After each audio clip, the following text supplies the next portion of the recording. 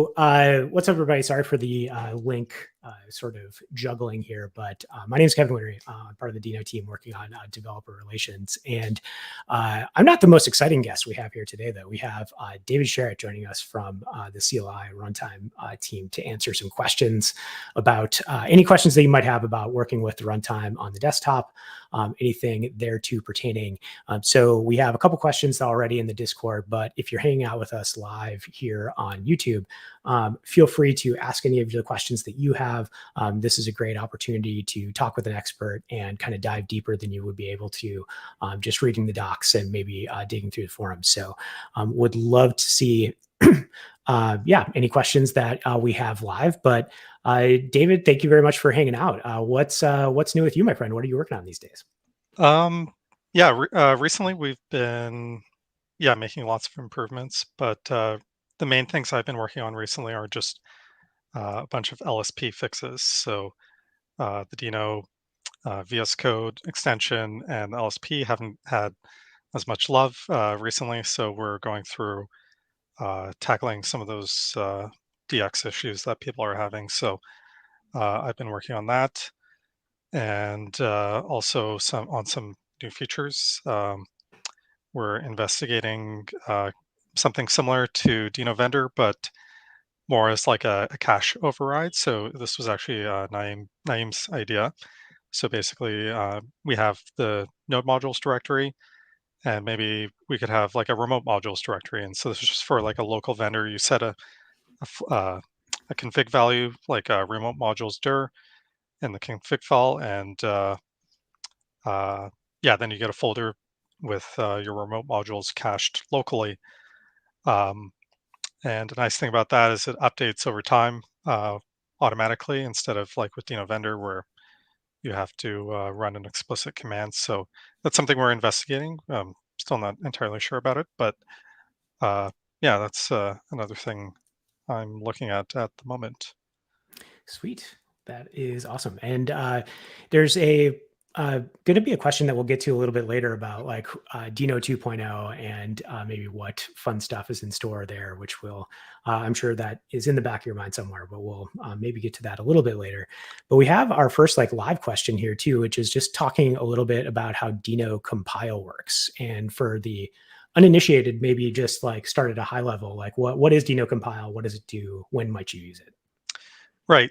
So how Deno compile works is at a high level, basically, the purpose of Deno compile is to be able to take some JavaScript or TypeScript that you write and have it as a single executable that you can share with other people, and they can run that executable.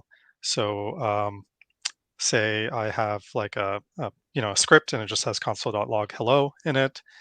It will compile that script into an executable. So on Windows, like an exe file, or um, and then somebody can click that, and it will, log out hello or uh, to the in the command line. So how it works is basically when you provide it an entry point, it will look at that entry point and it sees all the dependencies that you have based on like with import statements, and it gets that entire dependency graph. And nowadays we also support npm packages in there as well. And so it will look at the dependency graph, get the npm packages now, and it will store the npm packages in kind of a virtual folder. And then it will also include all your dependencies in it goes at the very end of the binary. So right now it takes the whole Deno executable and then it appends this section on the very end with all your code in it. And then the next time it goes, when you go to actually run that application, the Deno executable checks at the end of the binary and it goes, okay, is that section of code there? And if it is, then it starts executing it. So currently this is not as efficient as it could be because we include the whole Deno executable, and the Deno executable has a lot of stuff in it like formatting, linting, and the LSP lot of stuff that you really don't need if you're trying to distribute an executable. And in a lot of cases, it doesn't really matter, but there's some improvements that can be made to actually just have an executable that has only the code necessary for running Deno applications. And that could be a big improvement. Another improvement we could make is actually snapshotting the code in Deno compile, which is something that we don't do. So when you initially go to run a JavaScript application in V8, it has to do a bunch of parsing and analysis of the code. And what you can actually do is you can actually cache that state, so that startup state. And what we could do with Deno compile is cache that. And then when you go to run the application, we could load that snapshotted state right away into memory, and your application would execute really quickly. So that's a potential optimization for the future as well. Yeah. And like a follow-up question, which I think the answer is like it should probably work pretty well, right? Is working like supporting a fresh application in compile. Is there any reason that that would not work well at this point? I'm not I'm not as familiar with Fresh. I don't do a lot of front end development. I do a lot of back end stuff. So I'm not sure. There might be because Fresh. Uh, yeah, I would.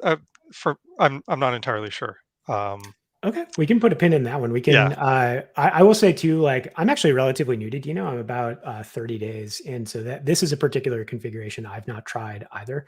So I'm not sure if it, case if there are actually some problems that you've encountered, pop them in the office hours channel in Discord because we'd actually like that would be great to know for us if there is a problem that you're running into. We'd love to fix that up because.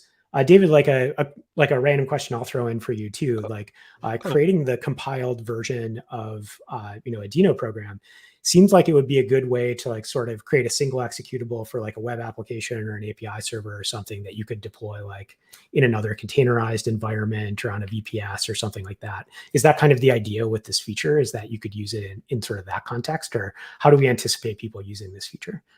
yeah, it's useful for that, for just creating a single file that you can upload somewhere and run, or uh, yeah, it's quite nice for that. But there is some limitations with it, which I didn't get to talking about. And for example, if you have like some data files, like say you have a module and that module right beside it has a data file like I don't know, something dot j let's not use JSON because you could use an import a JSON import, but like say it's like a text file or some CSV file or something like CSV that. or something? Sure.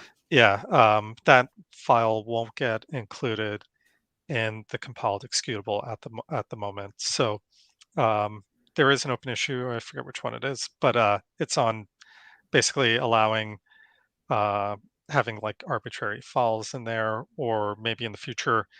Um, I think also like dynamic imports aren't they're supported if they're statically Mm. analyzable right now, and if they're not statically analyzable, then you can include a flag. I think it's called extras. I forget the flag name. One second. Compile. It is. Um,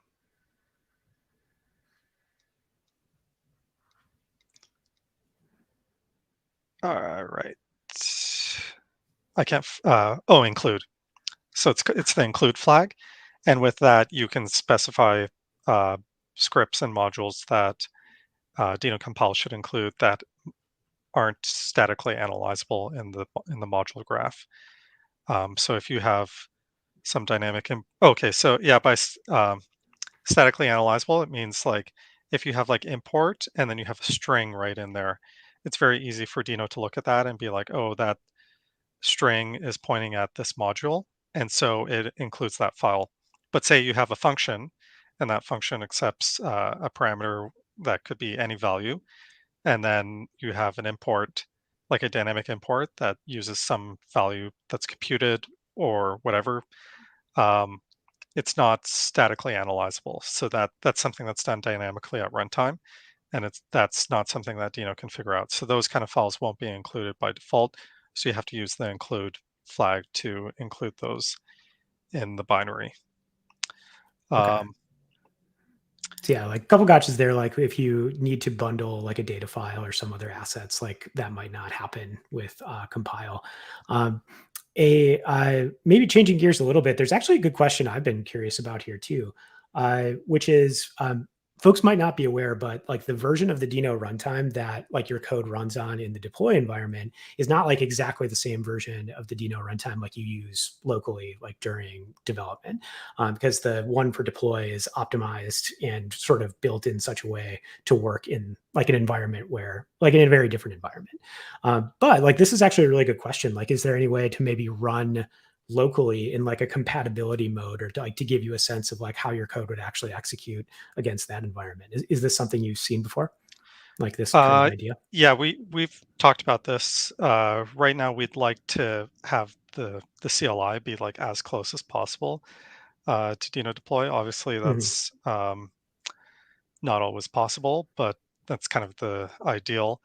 And yeah, there's not like a deploy compatible mode at the moment. I'm not sure if it's something that's being worked on at the moment, but like a great way is to, like when you open up a pull request to your repo in Deno deploy to, you know, test it out on a separate branch, see see if things work there, have some integration tests, is the best thing I can recommend at the moment. But I agree that it would be a nice feature to have that. Yeah, it seems like, and like the my understanding from like a roadmap standpoint is the idea is that like the CLI and the Deno deploy like just don't diverge. Like we ideally at some point there might be some APIs that maybe never make sense on deploy, like whether it's like file system access or like exec or stuff like that that would be Mhm. dangerous to run in a cloud environment. But that's my understanding too. Is like hopefully this just will be an issue that's obviated at some point in the future. Cool. Another good question. So the standard library is versioned differently than like the Deno runtime itself. And like I think it would be cool to understand like why that is. Like I'm sure there's kind of some reasoning, and like would we ever consider changing that and like sort of tracking the runtime versioning? Yeah. So right now the standard lib. Let me get a drink of water. Of course. Thank you. Mhm. Yeah. Right now the standard library is pretty unstable. Like there's been still a lot of changes. Like for example, the Semver module recently had it was mutable, so you could create a Semver object, and if you modify it, then it would yeah, it would be mutable, which is can lead to a lot of bugs. I think those it's better for those kind of objects to be immutable. So that's an example of a change that recently happened in the latest release that was quite breaking. So yeah, the goal I think is within the next 3 months to stabilize the standard library. Um, it's there's still like some questions around exactly how that should be done. Maybe it's only certain modules within the standard library that become uh, stable and maybe they have their own version themselves. I'm not sure. I'm just yeah. We've been talking about some ideas around there. Um, but yeah, that also like the standard library might there might be like an easier way to access it in Deno 2.0. Maybe the specifier is much simpler. You don't have to type out a long URL. It's more feels like more of a built-in. Um, but yeah, these are all it's still kind of up in the air. Got it. Okay. Well, good to know the backstory there too. But if folks have more questions on, live here that are hanging out in YouTube Live, feel free to fire them away here. But we actually do have a number of questions too from the Discord. So I'll pull one of those out while folks on YouTube Live are mulling their next question. And the first one in was about, there's some was a question about like having to manually cache dependencies in the VS Code extension. Which you are actually talking about some work with the LSP and maybe something that could alleviate that in either like I think it would be an upcoming release, like a 136 or something like that. Are those two things related, like the ability of VS Code to cache those dependencies? Yeah. So actually, somebody just opened up a PR to VS Code Deno, and it will allow. It's already merged, I think, as of 2 days ago, and there's a new cache on save setting. So if the extension finds that there is a cache diagnostic, so that's something saying, "Oh, this specifier isn't cached," then when you hit save, it will automatically start caching that dependency. So that is off by default to start, but that might become the default. And yeah, that would help out a lot because I think, especially for beginners, that's a big learning curve to figure out like, oh, like I imported dependency and now it's not automatically cached. So I think a cache on save is a beneficial feature. We can't like we need some action in order to start doing the caching because otherwise, as you're typing it, you might start caching. I don't know what kind of modules from the server. So yeah, Mhm. Sure. So looks like we do have some help for that that'll be coming in the next release, or if you're living on the edge, that is actually available if you build Deno right now. Um, yeah. If so you let if you built the extension and then load it in manually. Yes, probably not for the I'll, faint of heart. yeah, I'll Um, do a release this week sometime. Amazing. Okay, cool. So we do have another question from Discord here too. I'm gonna try to actually show it on the screen this time. It's kind of about like the testing results being a little more visually pleasing. So yeah, I don't know. Well, like, would love to hear kind of your thoughts on like, is this something that you hear a lot, or is this are there is there any work underway on this? But we'll ask that question. Yeah. So actually, like so Cooper recently opened up a PR, and now we have the ability for more kinds of test reporters. It's not like by that I mean like not for users to implement test reporters, but just internally within the code for us to do this more easily. So Bartek just opened up a PR for dot like a dot reporter. It's still kind of up in the air whether this will land or, but it's pretty trivial now to have different kinds of test uh, outputs. But also, Cooper is working on um, a JUnit output. So a lot Hmm, of okay, CI and different things. it's like They're a easily, tooling compatibility yeah, they're situation. yeah. It's like JUnit is very very popular, and a lot of these yeah different CI can parse the JUnit outputs. So there might be like a JUnit, and then you specify the file path, and then when it's done testing, it can output there, and then you get this it outputs this XML document that these CI services can easily parse. So um, Yeah, that would be nice. definitely like the formatting of test runs. Certainly something that is difficult to come to a single consensus on, like which one is the best or most useful. So it's cool to like we'll have a couple options going forward for that. One more question from the Discord, and then I think we have a couple more coming in live, which is so Deno Serve handles the original HTTP service, performance issues through Rust. Do we have any plans to like maybe lean more heavily on Rust for like other parts of the either like the Deno namespace APIs or other parts of the standard library? Yeah. So there's a yeah like several people who are working full time on performance in Deno, so analyzing all the different parts of it. Uh, and yeah, there's big push to move more stuff into Rust. It's still though, like certain APIs, you still want it decoupled from the runtime, and probably wouldn't be added directly in. But for stuff like like Deno Serve and related APIs, yeah, want those to be fast, and then it makes sense to include those in the runtime. But yeah, it's a lot of it is a question of like, is this like a very stable API that isn't going to change over time? And yeah, we wouldn't want like some huge complex API built into the runtime that somebody upgrades their runtime and then the code all breaks because it's completely changed or something. So it's nice to decouple stuff in a lot of cases, which yeah, you have a performance hit, but yeah, it's kind of a bunch of trade-offs that need to be Yeah. made. But Deno serve like pretty clearly like a backbone of a lot of Yeah. applications. So it makes a lot of sense to do Hmm. it in that way.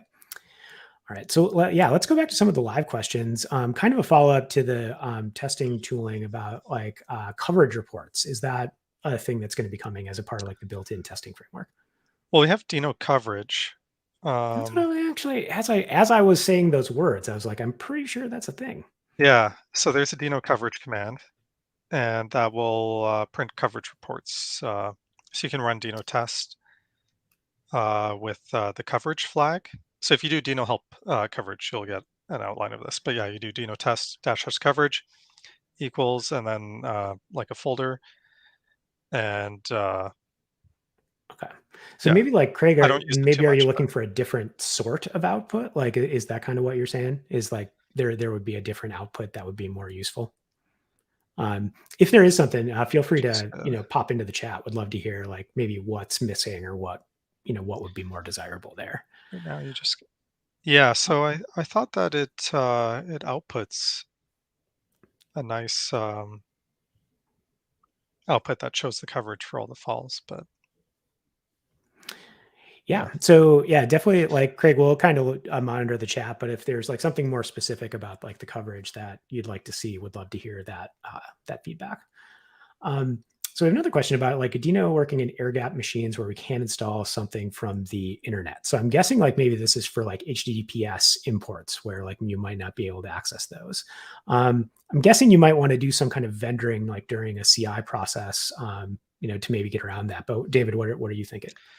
Yeah, so right now the recommended way in the scenario is to use Deno Vendor, and that will download the remote dependencies and include them in the local folder in a vendor folder.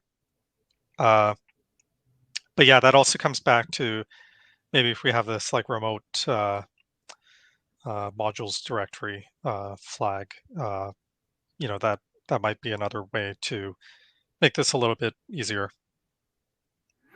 For sure. Okay.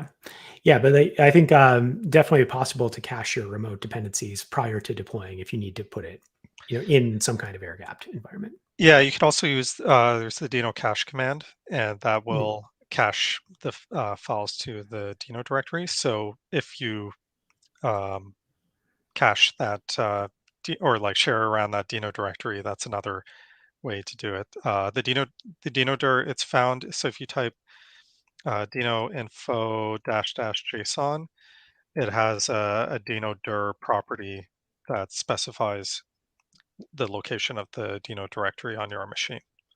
Okay. Can you get that at runtime too? Like, is there like something on the Deno namespace that lets you get Deno dir?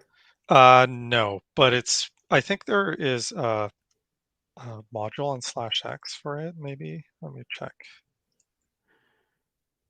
Yeah, I mean, you could It, exec, like the Deno info command. Maybe that's what it does. I don't yeah, know. like right now you could exec, but also it's not too hard to just derive it at like I know how to derive it at runtime, but yeah, I don't think there's an easy way to do it. But there is theoretically an easy way to do it without doing that.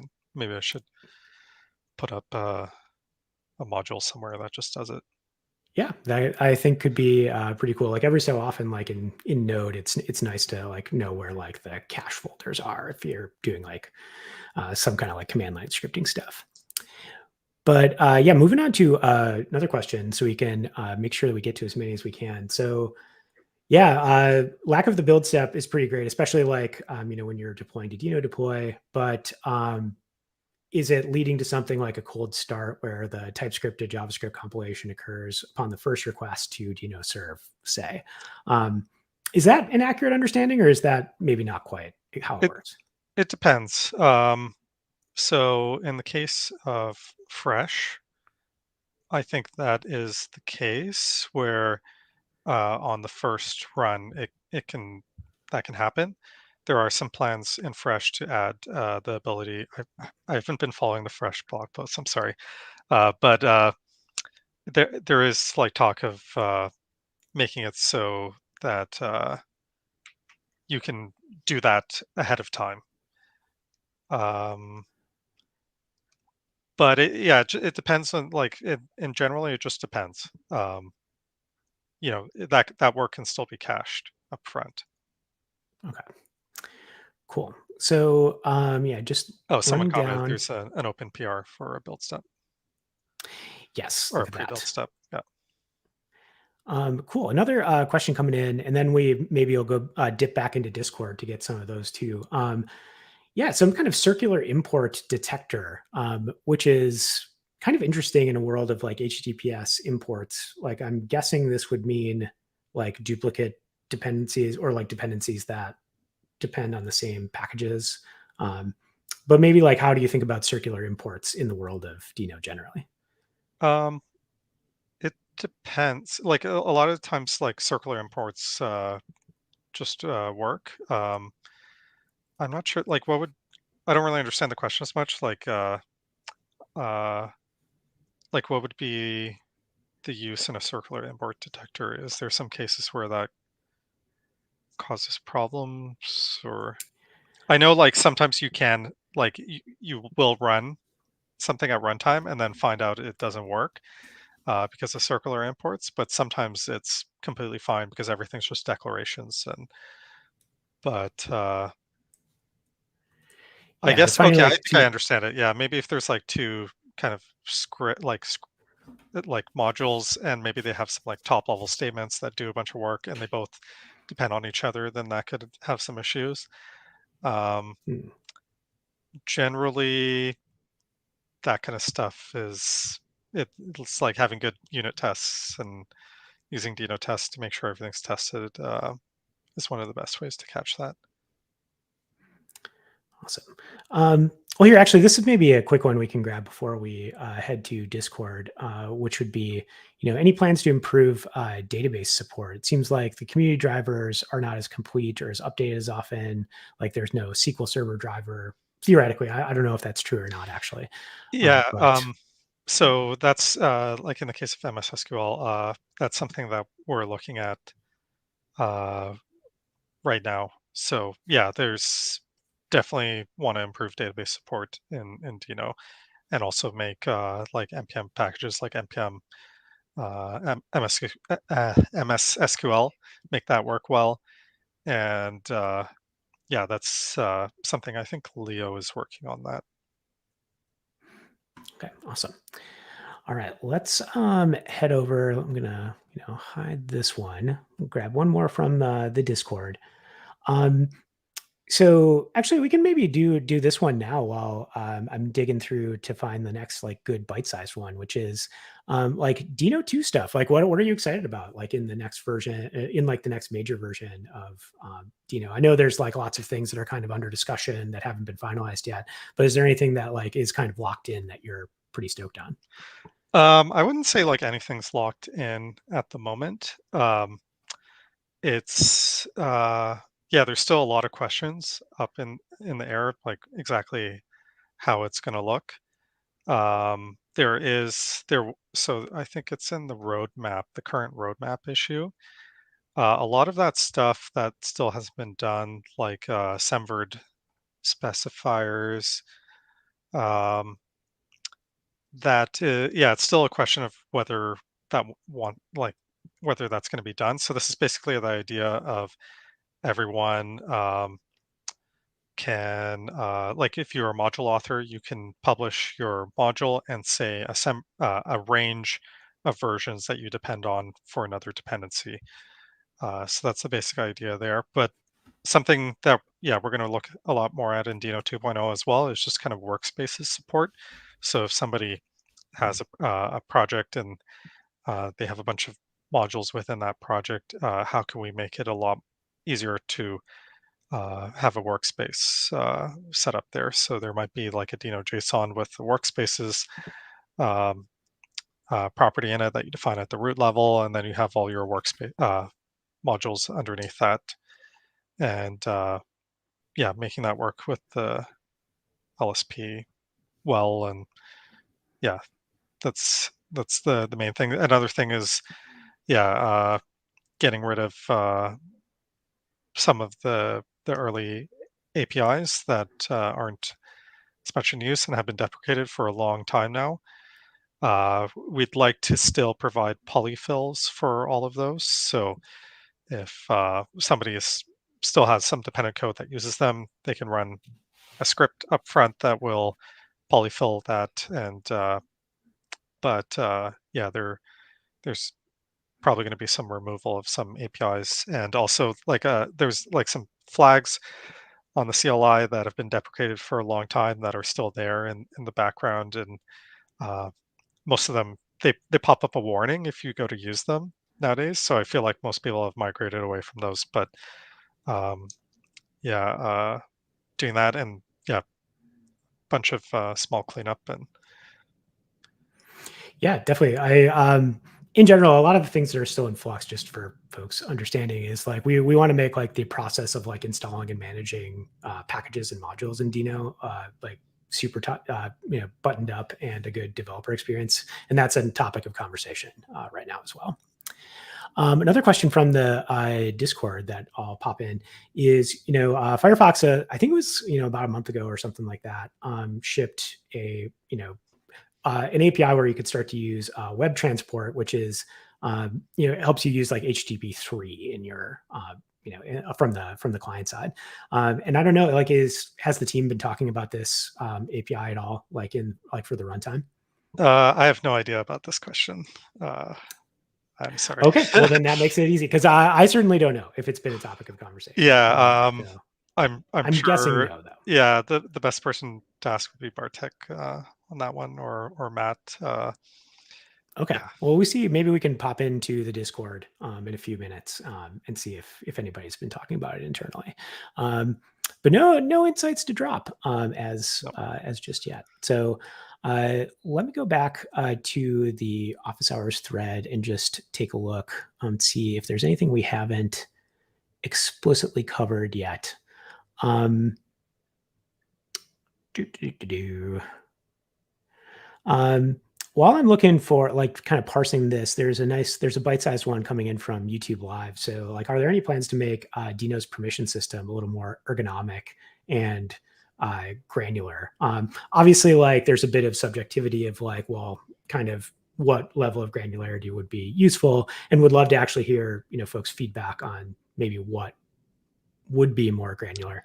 Um, but like, I'll take this opportunity to editorialize myself, which is, it seems like a lot of the time, I would prefer like the set of -A options to apply, or rather, and then like opt out of the stuff that I don't want. Yeah, I would maybe. How are we thinking about permissions, or like the developer experience about permissions? Yeah, so just on making it more granular, so there uh, will be some deny flags. So yeah, if you want to deny access to certain areas, that will be possible. Um, for making it more ergonomic, um, probably in the config file, you could specify the permissions. Obviously, though, there's like some issues with that because if you store permissions in the config file, then something could go and edit those permissions. Say, you give it allow write permissions to your script, and then your script goes and then it edits the Deno JSON and adds allow all. or some other configuration in there. So that could be an issue, and there's discussions on how to approach that. One of them is to disallow the Deno script from editing any Deno JSON files or adding any Deno JSON files unless there is allow all permissions. Another one is basically you have to specify a flag that says like to load the the uh, the stuff from the permissions. Uh, I would personally really love that for Deno test because a lot of the time I run, just like Deno test, and then it's halfway through, and then it hits like, oh, I forgot to give it permissions, and it's failed. So that's really annoying. But yeah, having the ability, maybe even just for like testing, to say, okay, these are the permissions I need for testing, and um, yeah, it would be nice. Um, Yeah. And I'll reiterate too, like if there are kind of specific things you'd like to see around like permissions, like, feel free to like, we can, absorb that feedback in the chat, or if you want to have a discussion in an issue, then that's certainly, something we'd be happy to dig in on. Yeah, and on making it more granular again, so like something that people have always wanted is basically like per module permissions or like per dependency permissions, and Mhm. it's a really really tough problem to do that. And it also creates a thing like, say you have a module and you give that module, uh, yeah, special access to something, and you could just have like some other module which you didn't give permissions go and use that other module and then execute maybe some code with additional permissions, and it's it's kind of tricky once you start getting into the per module permission-based systems. Yeah, in a lot of those cases, it's better just to run a separate sandbox for if you really have something that you want to not have a lot of permissions, but you want your main app to, then yeah, just run like another Deno process that is more locked down. But Yeah, that definitely makes sense. Um, so popping in another question here from Miri G on Discord. So yeah, like would it be possible to have some alerts if your code uses imports that aren't like statically analyzed or statically analyzable? So you can kind of know ahead of time that it won't work in a deploy environment. that aren't standard. Um, I think that is possible. Um, yeah, because deploy supports statically analyzable dynamic imports at the moment. It would be a question of when that happens, like when you would get that warning, probably during the deployment. Um, but yeah, it's something that's a possibility for sure. Okay, cool. Another one from the Discord coming in. Let me pop it up on screen so folks can see it as we go. But it's from our buddy Lionel Levon, who is all over the place in Discord. Definitely interacted with him before if you hang out on the Discord, which is, now that Deno Core has fast WebSockets, will there be a focus on performance? Why write, and maybe why write a new WebSocket library at all? Is this like a work stream you're familiar with?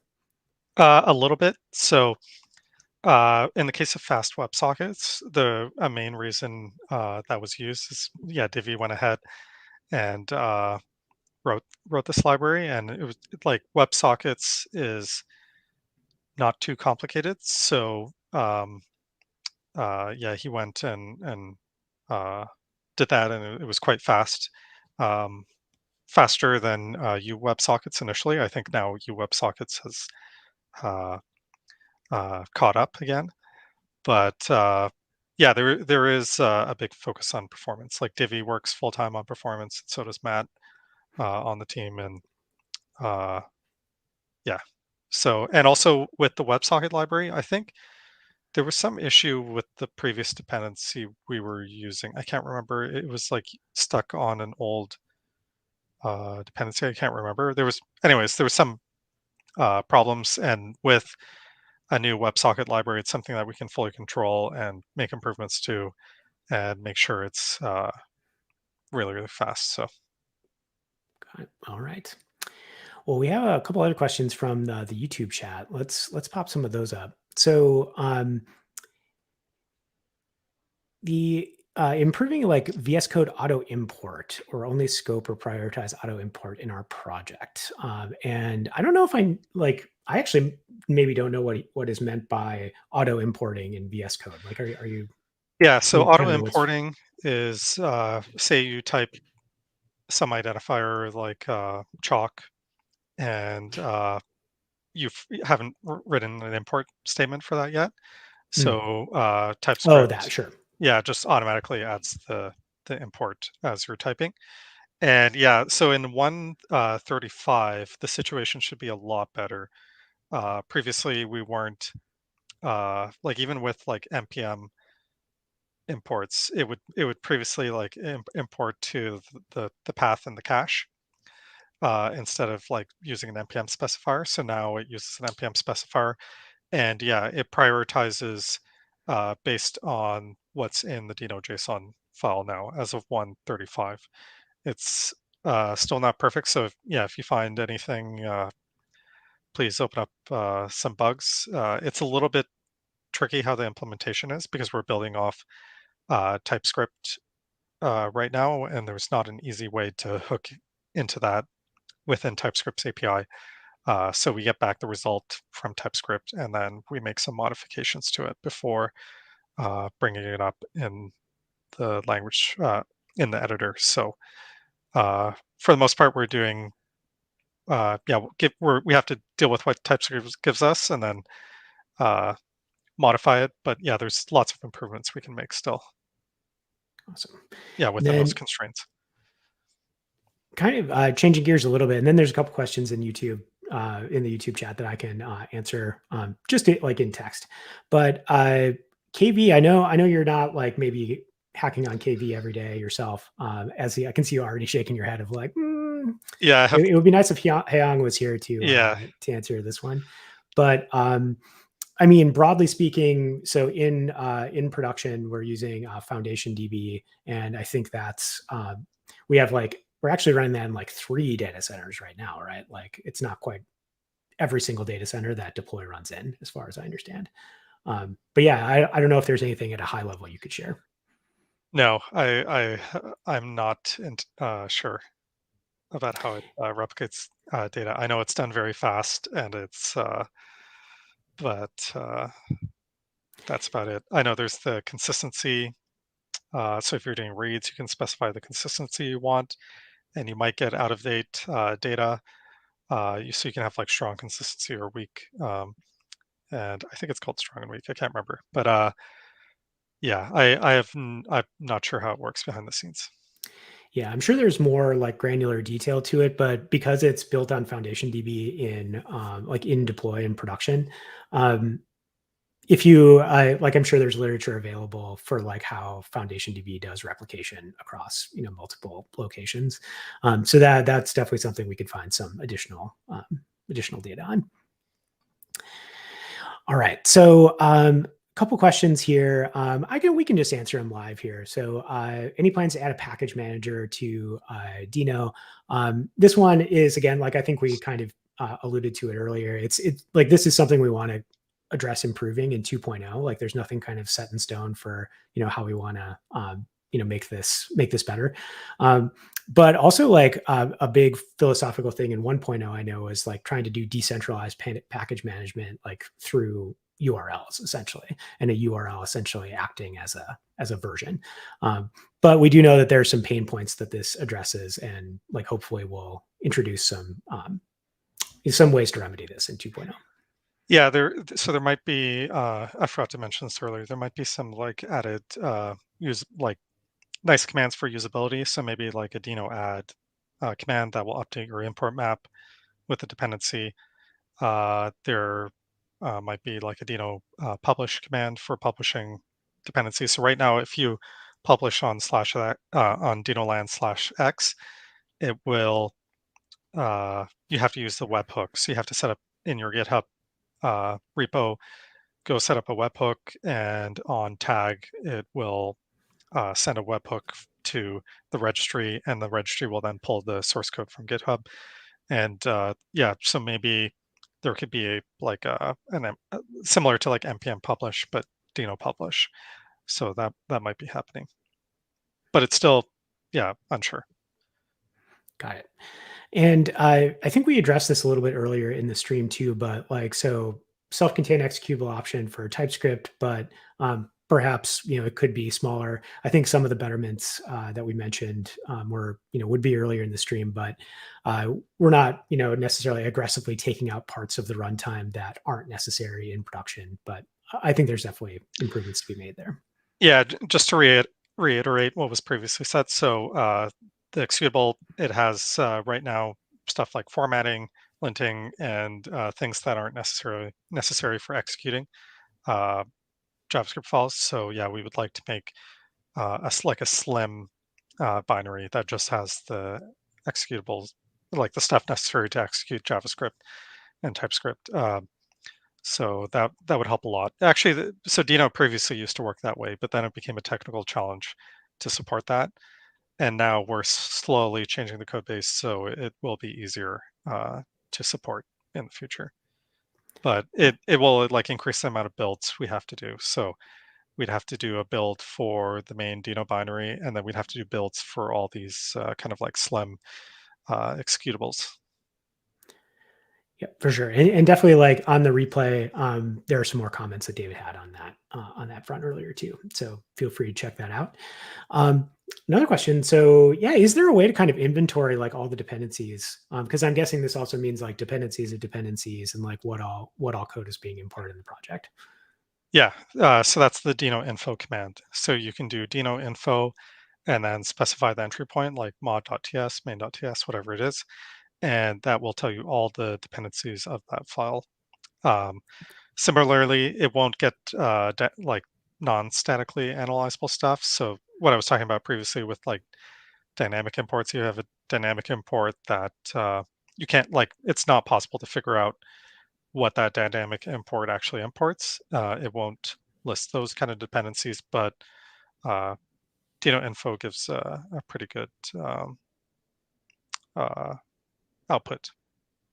And there's also Deno info dash dash JSON, which has a bit more information in it. Cool. Another question. I'm actually this is a new one on me. What would Deno generate be? Like, are you familiar with kind of this effort? And certainly, I can look up the issue too. Yeah, let me just pull up that issue again. 19176. I think that was for code generating.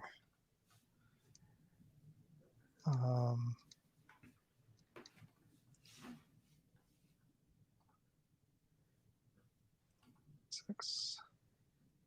Where? Yeah, so that was basically a feature. Um, yeah, it was recommended by Ethan. Similar to how it works in Go. So I think there's a Go generate command. So it would basically be a way if you need to code generate something, uh, Got it. it helps out. Yeah, there's not any plans for this right now. I'd have to relook at this issue again because I forget a lot of it. Got it. Yeah, it looks like the help text. I'm I have not actually seen this issue myself, but the help text actually is a great a way to suggest a feature like this. Like writing the documentation first is a good way to spec some of these things out. But it sounds like maybe at least we are not aware of plans to implement this or bring this into 2.0. Yeah, the fact that it's in Go is good precedence though. So that helps always if like Go has implemented something or Rust has implemented something or npm or Node. Yeah, that helps uh, drive features. I think right now the recommended thing to do if you have to generate anything is to run a Deno task before you run. Like so, you can have a Deno task and then the first thing will execute, and the second thing will actually run your code. And sometimes you can do on startup, you could have something that will check the status of like, oh, is this thing out of date yet or not, and then maybe regenerate. So yeah, there's a few ways to do it today that aren't as user friendly as maybe a generate command would be, but yeah. Sweet. All right. Well, the questions are starting to slow down a bit across YouTube and Discord. So I'm actually also going to ask for a little bit of an overview of a project you've been working on called DNT, and would love to just maybe get a quick overview of like what it is, why we're making it, and if we have time, like maybe we could poke at it a little bit and see how it works. Yeah, 1 second. Let me share my screen.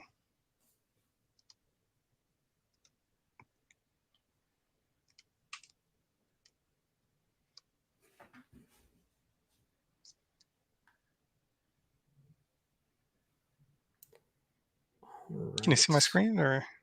I've got it. I'll add it in there, and then it should be good. Oh, okay, cool.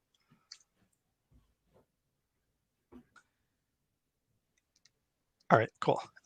So yeah, this is DNT, which is a way to write code in Deno and publish, like package it up for npm.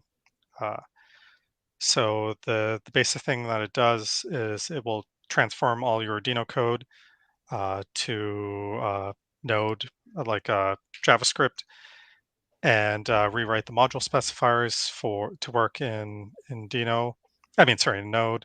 It provides a way for shimming. So, say you use some globals that work in Deno, but they don't work in Node, such as the Deno global.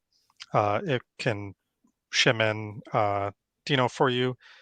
It rewrites some dependencies to use like npm dependencies. So, say you do an esm.sh import for some npm package, it'll rewrite that to the actual npm package. And then it also, yeah, there's a few more things, but it will type check the output, and then it emits ESM and common.js, and also TypeScript declaration files along with the package JSON. But I think the best thing to do would just be to show an example of how this works. So this is one of my projects, Code Block Writer. So what this does is it's just a way for generating code, like JavaScript code. So you import Code Block Writer, and then you set up your writer, how you want your new lines to be. The default's like /n, the number of spaces, whether to use tabs, whether to use single quotes, and then you can write something that looks similar to, like, this is creating a class. So this would output the code for this kind of class. Um, and that can be nice because you can write this and then you can change these options afterwards without changing this code. So yeah, it would output something that looks like this. So this used to be written in like with a package JSON for Node, and yeah, I converted it to Deno. So I have like it used to use Mocha yeah, and Chai. And so what I did is I have in here some test steps. So I changed it to use Deno STD's testing BDD module with describe and it. And then I imported types chai from npm. So I didn't have to do much work to upgrade this to use Deno. And yeah, so how it works is I have this build npm script. So I import DNT. Uh, I, I want it to output to this npm folder, which will show up here in a second. And so I'm going to first empty that directory of any previous files. And then I'm going to build with an entry point of this mod.ts file. But oh, so let me make this a bit bigger. And then I want to run the tests. I think this is defaults to true. Yeah. So I can remove that. And I want it to output to the npm directory. I'm using shims for the Deno namespace, but only for testing because I don't need it for, like this doesn't use the Deno namespace. It's a very simple module. So I've specified dev here. If I wanted it for at runtime as well, I would specify for distribution as well, then I would specify true. So this dev is just a way to say I only want it as a dev dependency. And then I have the package JSON defined here. So code block writer, version, some description, the repository information, keywords, author, license, all that stuff. And then at the very end, I copy the license file to the npm folder along with the README.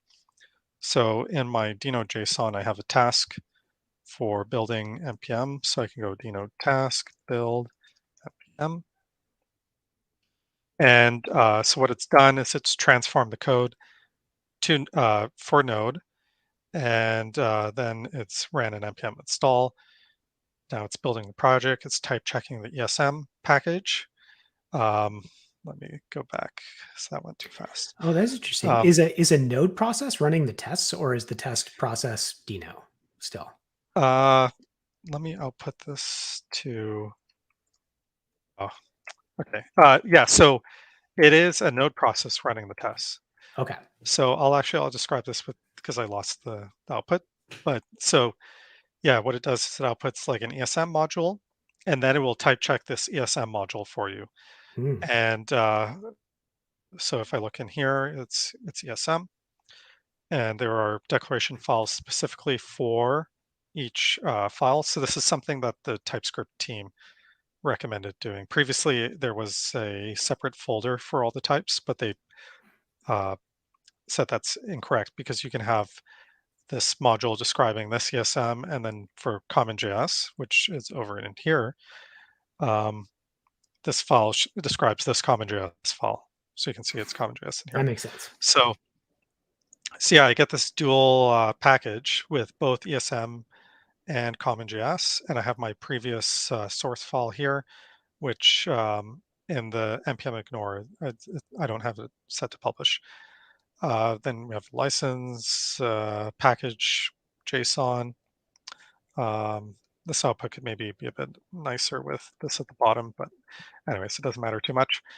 Then I have this exports here, and you can see for the entry point, there is, if somebody is using ESM, then it will use the ESM package. And if they are using CommonJS, then it uses the CommonJS package. And yeah, there's this test runner, which this is also excluded from the when you run npm publish. And this will run the tests that I wrote. So these tests that I had here, and also in utilities in this string utilities thing, it will run those in Node for both separately the ESM output and Oh, also the nice. script output. So I can run this, write the test once, runs them for Deno, and then it runs them in Node for ESM and then script. So it type checks both the outputs and it tests them. So you can have a lot of confidence in the module you publish that it's, if you write the tests, it will you can have confidence in it. Yeah, no, I definitely wanted to just like let folks know this was a thing. I think it's pretty odd, like the ability to like write a package that is number one, like cross runtime is useful, but like Deno in many ways, like if you're a library author, provides some nice tools, possibly a superior developer experience than having to write the module by hand and kind of support the two different module styles in Node. So I definitely wanted to let folks know about this tool because I think it's pretty sweet. I'm looking forward to digging into it myself. But that demo did take us to the top of the hour here, and we do have to say goodbye for this edition of Office Hours. But We will be back actually in a couple weeks, not next week, but the week after. And we'll have Igor from the deploy team joining us to kind of maybe talk a little bit more about that side of things and how your Deno apps run in production on Deno deploy. So definitely join us in a couple of weeks for that stream. Also tomorrow at about this time, maybe a little bit later, actually, I'm going to be doing just a little bit of live coding. If you haven't gone to one of these sessions before, it's essentially like a pair programming session. I'll just be doing it in the Discord stage. It won't actually be here on YouTube Live, but I'll be working on setting up OAuth 2 and Auth 0 with a fresh project. So if you want to just kind of co-pilot with me tomorrow, I'd love to have you there. But David, thank you very much for taking the time to answer some questions. Thank you to everybody who hung out and asked questions today, and looking forward to seeing you next time. Talk to you soon. Thanks, Kevin.